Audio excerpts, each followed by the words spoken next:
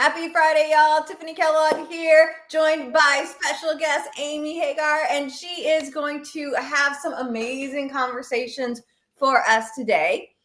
I mean, it's always amazing with when we have our women entrepreneurs living child-free. So welcome, Amy. Super glad to have you join us this morning. Thanks for having me, Tiffany. Yay!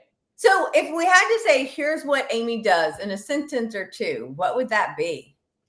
I help empower solo business owners that they can be their best messenger. I don't believe that you should be hiring out your marketing and your messaging. I think you are your best messenger, and really you're ready for really great marketing once you've grown that referral-based business and you have those clients already coming in from your network already. So I like to empower you to be your best voice.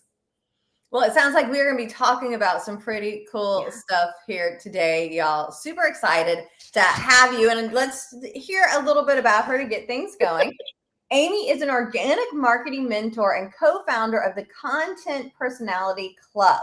She uses her years of experience and expertise to help service-based business owners around the world grow businesses they love at the joyful business revolution. So is it really all about being joyful? I mean, it's interesting because we only know great joy because we've experienced great loss or great grief, right? Mm-hmm. And so it's kind of figuring out how can you choose those joyful moments. It's not something that just happens to you. I really do think it's a mindset that we need to go into this world with. And it doesn't have to be like those huge things all the time. It can be as simple as sipping your hot lemon water while you're watching out the window, or going to a yoga class, or having a conversation with a friend, or talking with somebody like you, Tiffany, right? So it's really finding those micro moments of joy every day and choosing joy first, especially when we're building businesses, because a lot of times there's things we have to do as business owners and it may not be as joyful. So how can we reframe and create those moments so that we don't get so down in the dumps of the things that have to be done in order to function as humans? And it's funny you mentioned this because one of my longstanding is like unloading the dishwasher. I don't know what it is. Like I'm trying to like be so joyful that I didn't have to wash the dishes. Like how great is it that I've got the joy? But I mean, sometimes there are things in our lives that we just have to deal with. Whether it is, doing our numbers or returning those phone calls or making those, having those hard conversations. There's so much. And as a business owner, we get way more. Yeah, exactly. Right. Especially as a solo business owner. Maybe we have a VA that can help do some of the things that aren't as joyful. But Tiffany, I would say my rock of not joy is the cat litter. And so, framing that out so that it's framed by something that I do enjoy. I usually eat dinner. I'll go do the cat litter, clean up, and then have a little bit of dessert. And just by at least framing that thing that I don't love. And the same thing with the sending my invoices. I love getting the money from sending my invoices, but the process of like getting them together and such is not something that I enjoy. So yesterday was my invoice day. I went paddle boarding before, came in, did the invoices, and then I enjoyed a cheeseburger and watched, I'm really hooked on this show called The McBee Dynasty. It's about some farmers and it's on Bravo. It is horrible junk and I love it. But I framed out my not joyful task with something that I really enjoyed. I love how sometimes it is that, and I love that we qualify it as like that horrible TV or that, it's it's horrible, but gosh, it's so addicting. Yeah. And finding joy in that, not just let me put it on for 20 hours to watch it because it's Tuesday. Right. But like enjoying it. Actually taking the time to enjoy it and not judging yourself for doing it either, right? Like there could be some big judgment that I was at 2:00 yesterday watching this, but also I think that's the beautiful part about being an entrepreneur and having that freedom to figure out what is your schedule, what is your flow, and when do you do the things that need to be done? Is it best for you to do them on a Saturday morning? Wonderful. Is it more enjoyable to do on a Tuesday afternoon? Guess what? You get to choose. You're the boss. Yeah, you're the boss. And especially, if we think about it, because I get you work with all kinds of folks with kids and without. But as women entrepreneurs living child-free, we don't have the kids. Right. Okay, so some people would say, I am not these people. Some people say, well, you never know joy unless you have kids, because that's the way Yes, to have I've joy. heard that before. Or you've never seen love until you have your own child. Yes, heard all of those. So, Amy, can we still, even though we don't have kids, can we still experience joy? Sorry, I did not know, that was not the intention to go this direction today, but sometimes when it comes, I'm like, oh yeah, that was so not an intentional thing. It's just, here's where it's taken us. Well, and I think like that's the beautiful thing about the experiences that we get to have as humans, the experiences that we get to have as business owners, is our experiences really influence who we are. And for whatever rhyme or reason it is, if you're choosing to be child-free or if you do have children, that is a-okay. I think the point in making sure that you do find what brings you joy, that's all that matters. If what brings Tiffanie joy is different than what brings Amy joy, that's exactly how this world works. We don't all have to be joyful or experience joy in the same way. So, yeah, I think it's interesting to see, what do I do differently compared to my fellow women business owners who do have kids. And it's interesting. A friend of mine, she was with her kids at a baseball game the other night. And yeah, I love going to baseball games, but I don't think I would enjoy it as much going with the kids. And seeing her photos lit me up. I'm like, oh, they're having such a great time, and I can be happy for them. And I would hope in return, and I think this is true, that my friends that do have kids are happy for me with the things that do light me up too. Yeah, I think about, we would not want to be friends with people that only had everything in common with us, because there's no fun, there's no diversity, there's no experiencing other things. It's to me, it's part of the reason why we want to travel to foreign countries, because if we just wanted what we always had, we would never go anywhere. But I know people like to go to different places. Mm-hmm. Right. And I think having those new experiences are so important, and having people in our community expose us to those is really, really important as humans. Yeah. And just the fact that we get to learn, and we are in a great time of, we have everything almost at our fingertips, which I guess could be good or bad, but in a way that we never did before. Right. I mean, I do still remember my grandmother going to get the encyclopedia. It wasn't that long ago, really. I think it was like 8 or 10 years ago. We were at her house, and she was like trying to think of this animal, and she goes to get the encyclopedia. I'm like, so cool. We can, look that up. It's way more fun to go to the encyclopedia and look it up. And now we can learn so much stuff. Right. So if you're talking to somebody that shares they're struggling to find joy, what advice do you have for them? So I think that in order to even find joy first, you really have to know, like, what is the most alignment that you can be in. And I think by knowing your personal lifestyle values, and I think your personal lifestyle values and your business lifestyle values are the same thing. And we actually have this exercise that we end up doing with a lot of our clients. And the first phase of this exercise is to ask yourself these two questions. What do I spend most of my money on right now? And where do I spend most of my time right now? And you need to answer these very truthfully, no judgment. We're not judging you. You need to not judge them too. and write down what comes to you. And then on the second stage of this is to write down, where do I want to spend most of my time, and where do I want to spend most of my money? And then as you're looking at these 4 lists, basically, there are usually going to be 3 to 5 themes that you're seeing there. And those are typically your lifestyle values when you see them in both of what you're doing now and what you want to do in the future. And so I think by really knowing that about yourself, it is so much easier then to figure out what situations is going to bring me joy, what situations aren't going to bring me joy, what do I say yes to, what do I say no to. And I always use the theory of, if I can run this through my 5 lifestyle values and it at least checks off 3 of them, it's an easy yes for me. If it's not checking off any or only checking off 1, I really, really question, do I really want to do this? What am I wanting to experience out of this? And it just makes that joy alignment come a lot more smoother by knowing that about me. And even though it's very much heart-centered, I know we operate in our big old beautiful brains a lot too. So it gives us brain thinkers a way to kind of touch in with that heart, but knowing you have these 5 lifestyle values to kind of choose from makes it a lot easier.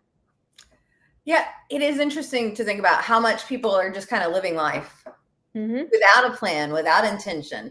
Where are we spending our time? And I joke with people because I am all about the binging of the TV, and I am all about like the bad, like we watch all of the 90 Day Fiancés, and we've experienced, I don't know if you've seen Naked Attraction. I have not. It's a British show. It's a dating show in Britain that is full nudity. And so you're making decisions based on people and how they look. So like you start with like the lower half, and then you see their torso, and then you see their full body. It is hysterical. It's Interesting. It's one I don't recommend. Like, to me, I don't watch it by myself. It's when you watch, like, this is when. Because it's a conversation, right? Yeah. We're like, who's she going to get rid of? Who is she going to get rid of? It's just it's a hoot. We love it, but it's like that bad TV, but it's like we're choosing to do, like we watch one episode when we hang out, and then we move on to other things, but it's like, let's have some fun and some joy in it. But for others, if it's, I don't know why I'm on a TV kick today. If all we do is watch Netflix, it loses the joy because it's just all the time. Right. Exactly. And I think that diversity or that mixing it up is kind of key too. Now, mixing it up, that is not something new to you, because I'm like, I think I got something here. Y'all, Amy has lived a dozen lives in one. And I'd still say you got a ton of time left. True. From race car driver to radio DJ to youth leader, military spouse. So it sounds like you've had a lot of experiences. Can you talk to us a little bit about that and how that applies to you living a joyful life? Yeah, I think it's interesting because I actually was paddleboarding with my 70-year-old neighbor yesterday, pre doing the invoices. And I was telling her a story about being on the radio, being at the end of the day drive time. I changed my name. It was Haley Fox. And my father-in-law used to listen to me all the time, be like, yeah, that's my daughter-in-law. And people are like, no, her name's not the same as yours. And I was just like, one, isn't that just a fun conversation to be having about names? But, I think the wide variety of experiences that I've had, it really goes, I think it goes to one of my true core values is, being open to experiences and trying new things. And I've worked at a group home with people with mental illnesses, and that really exposed me to things that I love and things that I learned that I didn't love. And I think that's a really important lesson in life. We have to have those experiences to put our fingers on what we do like, but also, I think more importantly, what we don't like. And we can't really say we don't like something unless we don't experience it. And when I'm working with my clients, even on their marketing and their messaging, some people are like, oh, I love social media. I love to be social there. I love to show up and see the people and have, comment on people's posts and post my own stuff.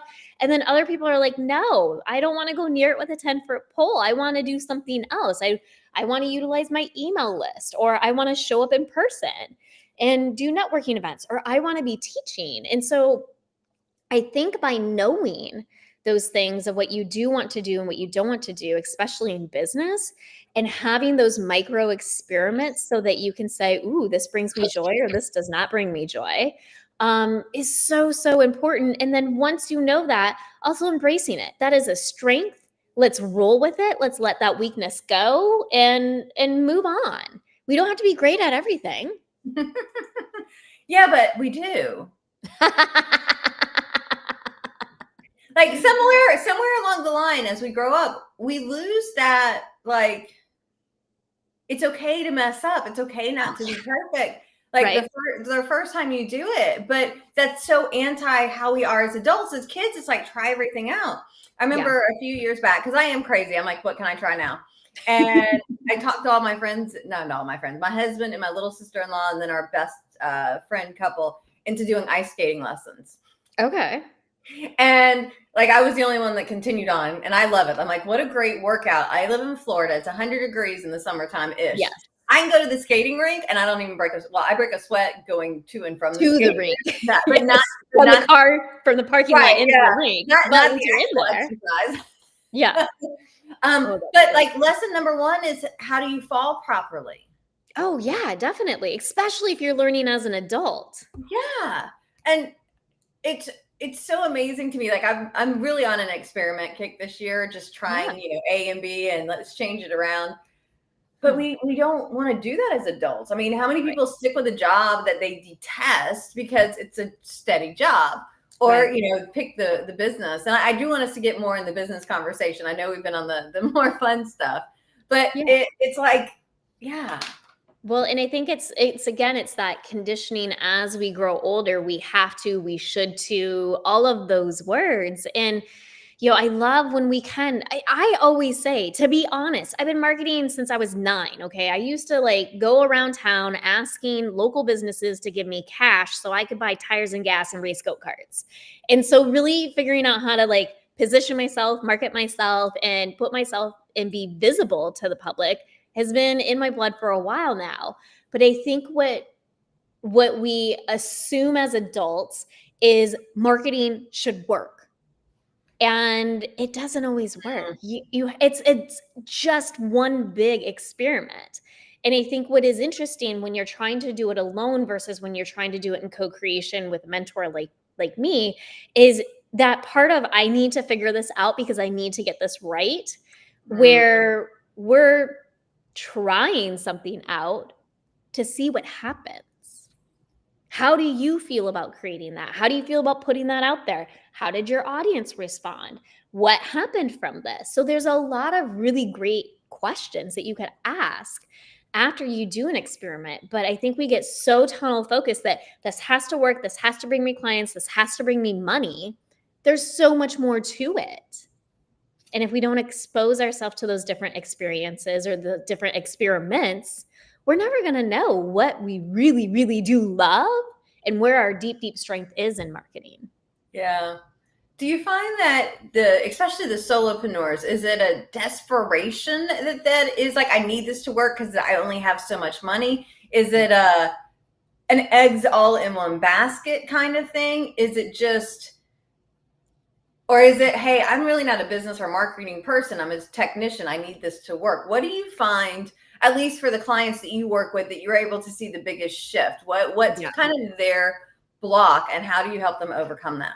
So I do think the best time in business to know when you need to start actually marketing is once you have been getting those referral clients. Like when you've been able to grow your business through your network, through word of mouth, through people referring to you, that's when you're ready to actually do something marketing wise and get visible in front of eyes that you've never met before through whatever channel you decide to do, right? And so I think the ones that I see that have the best results are the ones who are the most open to trying things and just experimenting and being okay with only doing a few things. If you're on multiple social media channels, plus you're networking in person, plus you've got your email list, plus you have a lead gen, plus, all those pluses, more is never better when it comes to marketing. Better is always better when it comes to marketing, but it's never going to land right if you don't enjoy it.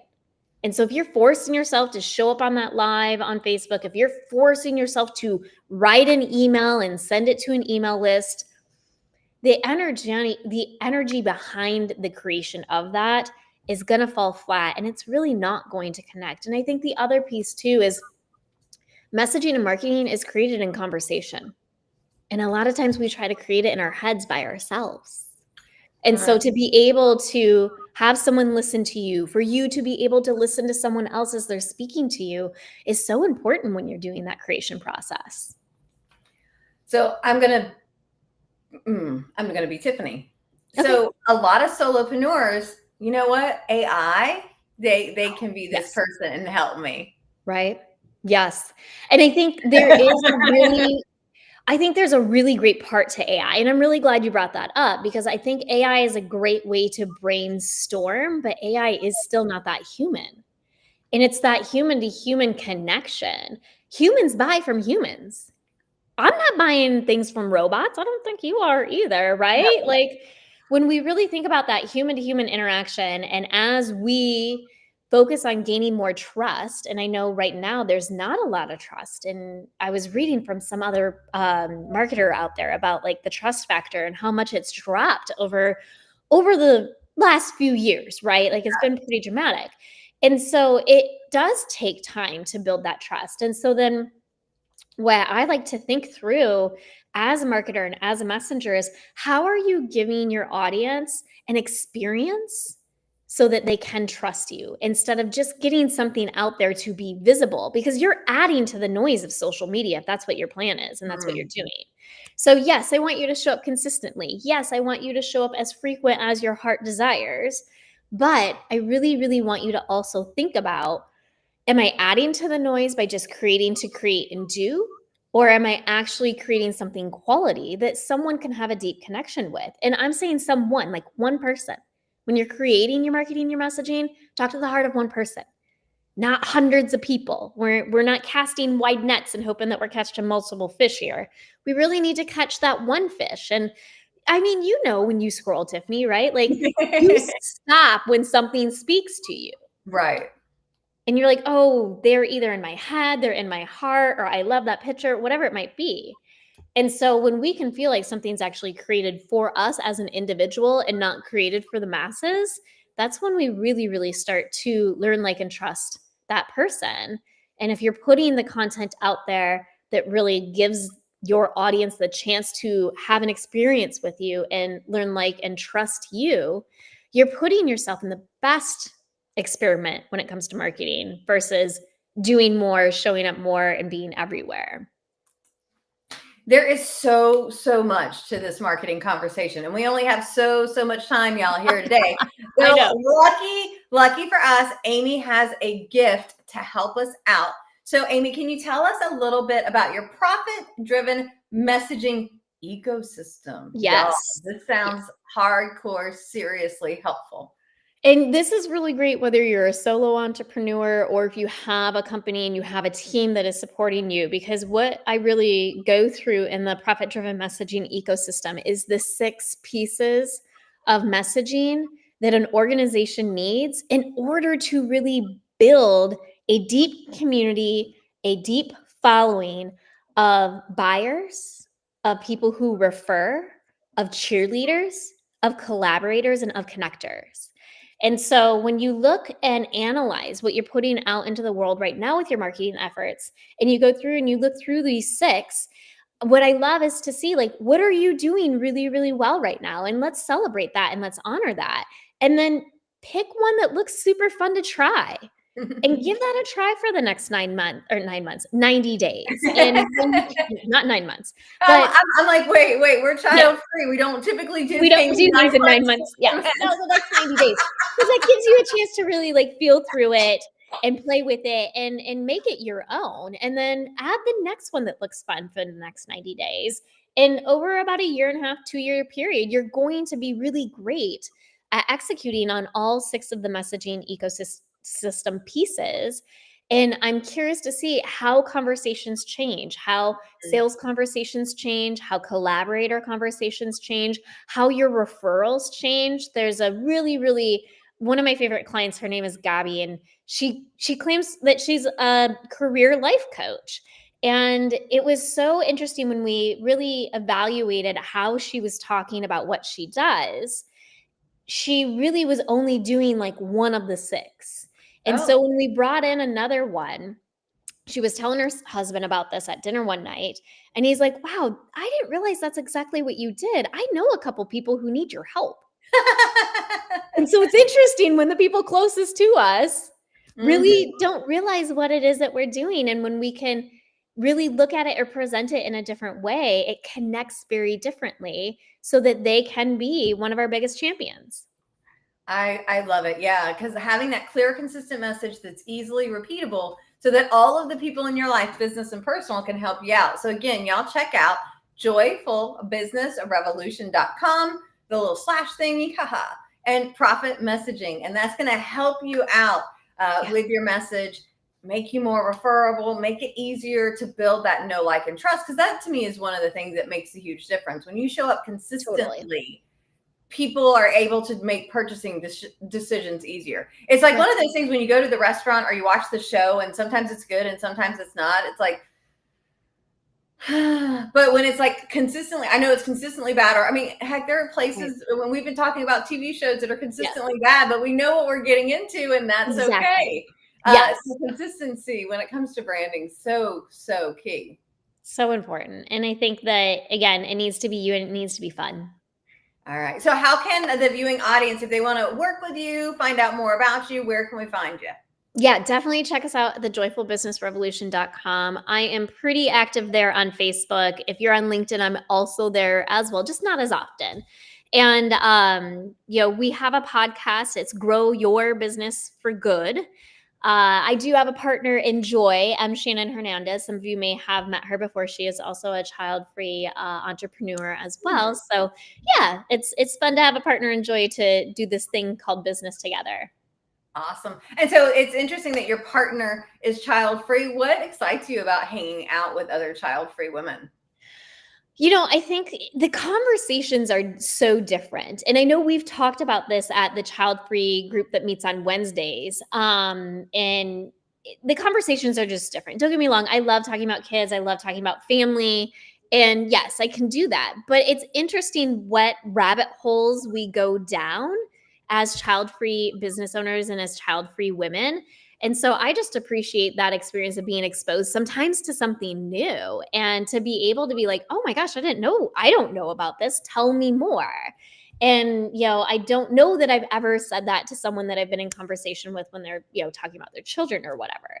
So I think it is that opportunity to have different conversations, different experiences, and to be exposed to something that maybe you would not have been exposed to before.